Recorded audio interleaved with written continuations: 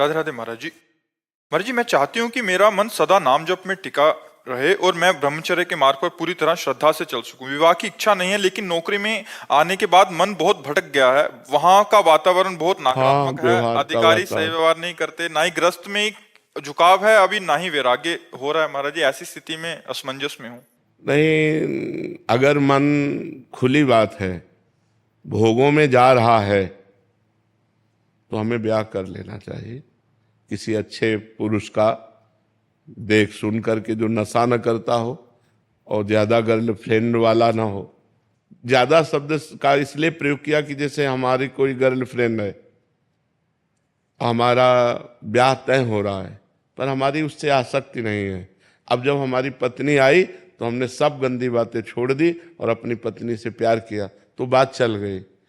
अगर हमारा गंदा आचरण है बहुत, तो पत्नी से प्यार होगा नहीं, तो फिर गृहस्थी हमारी चौपट हो जाएगी, वो नष्ट हो जाएगी। अब बिल्कुल बॉयफ्रेंड गर्लफ्रेंड ना रखता हो ऐसा, तो हमें लगता है 100 में मतलब अगर छांटने चलो तो शायद 1% मिल जाए तो मिल जाए, नहीं तो नहीं मिलेगा। नहीं तो आजकल उठ के चलना नहीं आता हो, गर्लफ्रेंड बॉयफ्रेंड बनाना शुरू कर दिए। तो इसलिए हम लड़खड़ाते हैं इस बात में कहने में कि बॉयफ्रेंड नहीं है या गर्लफ्रेंड है। तो बहुत समस्या ये है कि शुद्ध वर मिल जाए या शुद्ध लड़की मिल जाए, ये बहुत बड़ी बात है आज के समाज में। तो इसीलिए कि ज्यादा जो गर्लफ्रेंड बॉयफ्रेंड आदि के चक्कर में फंसे बच्चे हैं, इनकी आदत खराब हो जाती है। ये फिर नियम से नहीं चल सकते, एक पत्नी व्रत नहीं रह सकते, एक पति व्रत नहीं रह सकते, जिनकी गंदी आदतें होती है। तो अगर अपना मन भोगों में जाता है तो मुझे लगता है फिर ब्याह करना चाहिए। लेकिन जो विवाह के बाद क्रियाएं होती है उससे घिनता आती है। अब ये अपने को देखना है कि यदि हमें संभोग नहीं चाहिए, खुली बात है, तो हमें ब्रह्मचर्य से रहना चाहिए। और यदि मन ऐसे, हम शरीर से तो कुछ नहीं कर रहे, लेकिन मन से गंदा चिंतन कर रहे हैं, सबसे बड़ी हानि होती है। मान लो हमारा मन का गंदा चिंतन हट जाए तब तो बढ़िया बात है। अगर मन गंदा चिंतन कर रहा है तन से, तो उसका कोई खास पवित्रता नहीं मानी जाती। पवित्रता मन की मानी जाती है। कि अगर हम मान लो शराब आदमी पी रहा है, हम बैठे हैं और हमारा कोई मतलब नहीं, तो हम पवित्र हैं।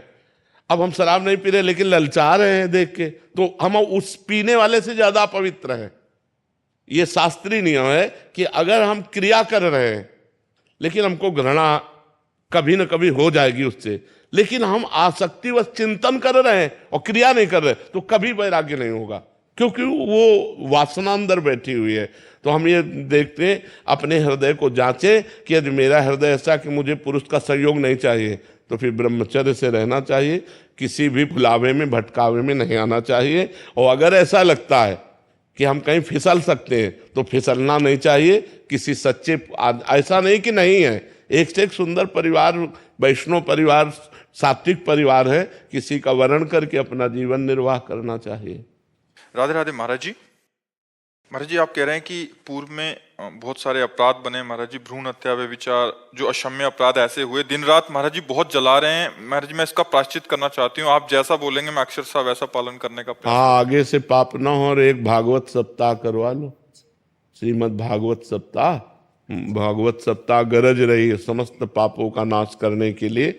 मूल पाठ संस्कृत से, अगर भाई पैसा हो तो 7 दिन भागवत करवा लो, नहीं तो 7 दिन बैठ करके सुनो और वो संस्कृत से बोले, तो निश्चित हमारा विश्वास है कि इस भागवत सर्व समर्थ है।